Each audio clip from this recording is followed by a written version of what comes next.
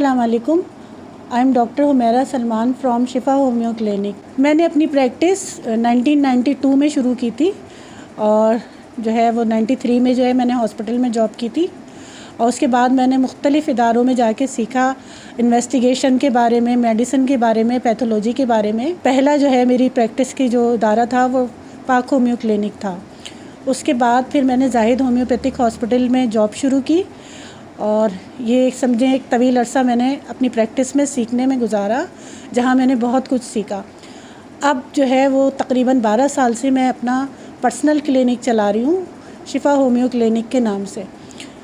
मैं चाहती हूँ कि मेरा जितनी भी प्रैक्टिस है 20-25 साल की, तो जितने भी होम्योपैथिक स्टूडेंट्स हैं उनसे मैं अपना तमाम नॉलेज और अपने एक्सपीरियंस शेयर करना चाहती हूँ और मैं मुख्तलिफ़ टॉपिक्स पे इंशाल्लाह वीडियोस करूँगी जिससे स्टूडेंट्स को भी बहुत सीखने को मिलेगा। आज मैं आपसे अस्थमा के टॉपिक पे बात करना चाह रही हूँ और बहुत सारे लोगों में जो है अस्थमा का मसला एलर्जी की वजह से होता है।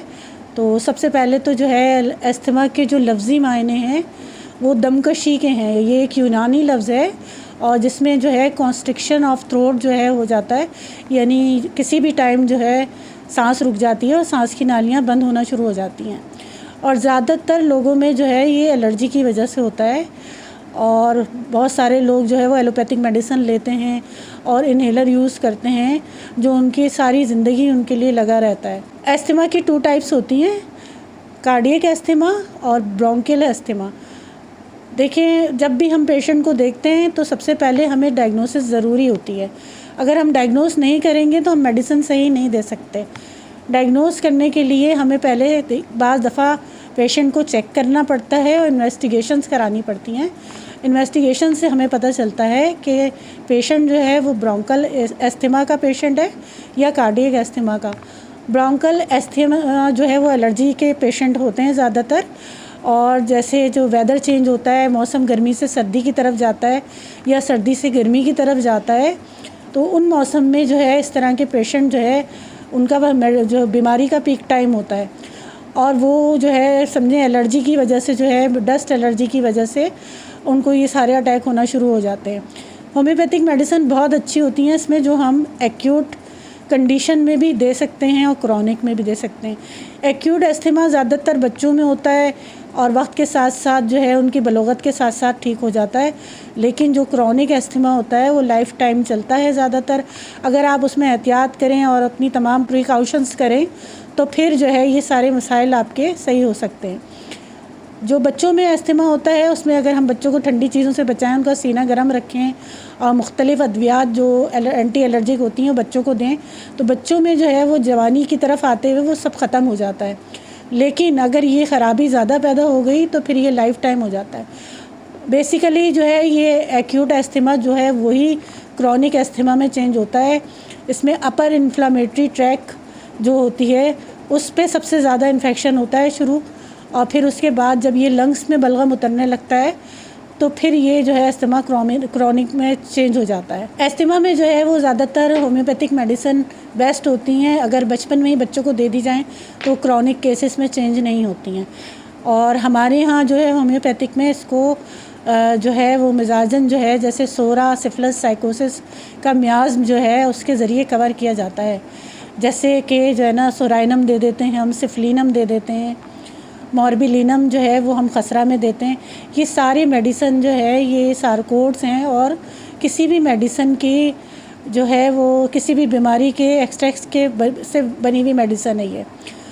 तो हम जो है ना होम्योपैथिक में जैसे एक्यूट कंडीशन की जो मेडिसिन होती हैं उसमें एकोनाइट है, बेलोडोना है, आर्सेनिक एल्बम है, और सबसे अच्छा जो है इसमें टिंचर ब्लाटा ओरिएंटालिस टिंचर जो है वो सबसे ज़्यादा अच्छा होता है इसके अंदर। और इसको हम पानी में जो है नीम गर्म पानी में डाल के अगर पेशेंट को देते हैं तो उसकी चेस्ट की नालियाँ खुली रहती हैं। और अगर जो है कार्डियक अस्थमा है तो सबसे पहले तो हमें चेस्ट एक्सरे करवाना पड़ता है और उसमें जो है पल्मोनरी वॉल जो होता है, जो ब्लड लेके लंग्स में आता है, उसमें जो है वो ख़राबी आ जाती है और वो लूज़ हो जाता है, जिसकी वजह से ब्लड पलट के दोबारा लंग्स में जा रहा होता है। और वो लंग्स में जो है वो एयर स्पेस ख़त्म हो जाता है और जो ब्लड जो है भरना शुरू हो जाता है, जिसकी वजह से वो अस्थमा होता है। और ज़्यादातर पेशेंट जो है वो डायग्नोज नहीं हो पाते और हार्ट अटैक का शिकार होकर उनकी डेथ हो जाती है। इस वजह से कि उनका डायग्नोस ही नहीं होता, सब समझते हैं एलर्जिक अस्थमा है, लेकिन वो होता कार्डियक अस्थमा है और पेशेंट अपने जान से चला जाता है एक गलत डायग्नोसिस की वजह से। इसी तरह से जब क्रॉनिक पेशेंट की तरफ अगर हम आते हैं तो उनमें जो है बलगमी मिजाज बहुत ज़्यादा होता है, एलर्जी होती है और वो बलगम जो है वो फेफड़ों में उतर जाता है। फेफड़ों में उतरने की वजह से वो इतना गाढ़ा और स्टिकी हो जाता है कि जो जितने भी जो है लॉब्यूल्स होते हैं लंग्स के अंदर उन सबको ब्लॉक कर देता है। हमारे लंग्स में एयर स्पेसेस होती हैं, वो एयर स्पेसेस जो हैं वो बलगम से फेल होना शुरू हो जाती हैं, जिसकी वजह से पेशेंट शिकायत करता है कि हम भर के सांस नहीं ले पाता, सांस खींच नहीं पाता। सांस निकालने का जो आउटपुट होता है वो तो बहुत अच्छा होता है, लेकिन जैसे ही वो इनपुट जो है उसका बहुत ख़राब होता है, सांस अंदर लेने का रेशो जो है उसका ख़राब हो जाता है, जिसकी वजह से जो है उसको खांसी का दौरा पड़ता है और ये एस्थमेटिक अटैक्स आने लगते हैं और सांस रुकना शुरू हो जाता है और ऑक्सीजन लेवल कम होने की वजह से बॉडी ब्लू होना शुरू हो जाती है। बाज़ तो इतने जानलेवा अटैक होते हैं जिसकी वजह से पेशेंट की डेथ हो जाती है और बच्चों में तो बहुत ज़्यादा ही होता है, इसकी बहुत केयर करनी पड़ती है। और एलोपैथिक में तो इसकी जो है वो इस तरह की इमरजेंसी की मेडिसिन है, इन्हेलर है और एंटी एलर्जिक मेडिसिन है जो एट नाइट जो है वो दी जाती हैं, जिसकी वजह से पेशेंट कवर रहता है। लेकिन होम्योपैथिक में जो है हम उनका मिजाज देख के पेशेंट की पूरी हिस्ट्री लेके उसके ज़रिए हम इलाज करने की कोशिश करते हैं। तो इसमें एंटीसाइकोटिक मेडिसिन भी दी जाती है, जैसे बेसिलिनम जो है 1 mg में इस कंडीशन की बेस्ट मेडिसिन है कि अगर हम बेसिलिनम 1 mg जो है वो हफ्ते में 2-2 खुराकें दें और अपना जो है वो कम से कम ट्रीटमेंट स्टार्ट करें पेशेंट के साथ, तो इंशाल्लाह आहिस्ता आहिस्ता वो कवर होना शुरू हो जाता है। इसी तरह से जो है काइलीबाइक्रोम है, ब्रायोनिया है, एपिकॉक है, इस तरह की बहुत सारी मेडिसिन हैं जो हम सिम्टम्स को देखते हुए दे सकते हैं।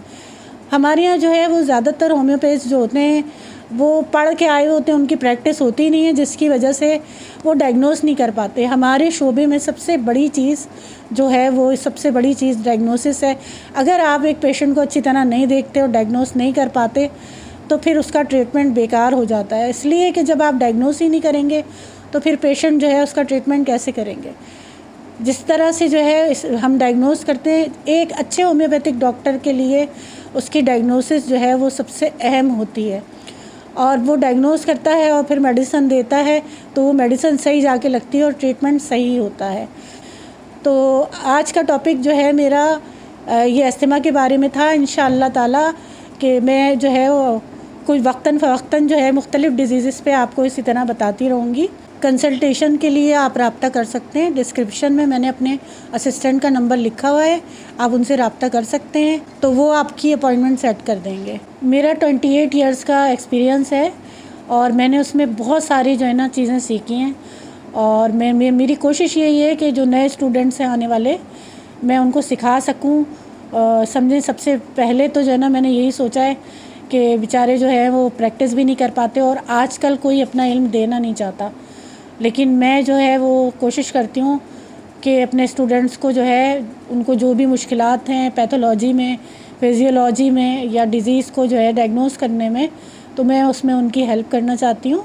और इसके साथ साथ वो लोग जो बेचारे लाइलाज अमराज का शिकार हैं या वो जो है अपनी ज़िंदगी से मायूस हो रहे हैं और उनका ट्रीटमेंट सही नहीं हो रहा, अगर वो चाहें तो यहाँ पे इलाज कर सकते हैं और इंशाअल्लाह ताला उनको इससे फ़ायदा हो। मेरी कोशिश ये होगी कि ज़्यादातर जो है मैं उन डिजीज़ को सबसे पहले कवर करूं जो आजकल के माहौल में बहुत ज़्यादा फैली हुई हैं और जिसकी वजह से लोग बहुत परेशानियों का शिकार हैं। इंशाअल्लाह ताला मेरे लेडीज़ के टॉपिक भी होंगे, बच्चों के भी होंगे और वो टॉपिक्स भी होंगे जिससे मेल और फीमेल दोनों मुतासर हो रहे हैं और उनको सही डायग्नोसिस नहीं होती और सही ट्रीटमेंट नहीं मिलता। आज की वीडियो का इख्तिताम करते हैं। इंशाअल्लाह नेक्स्ट मैं आपको किसी और टॉपिक के साथ मिलूँगी। अल्लाह हाफ़िज़।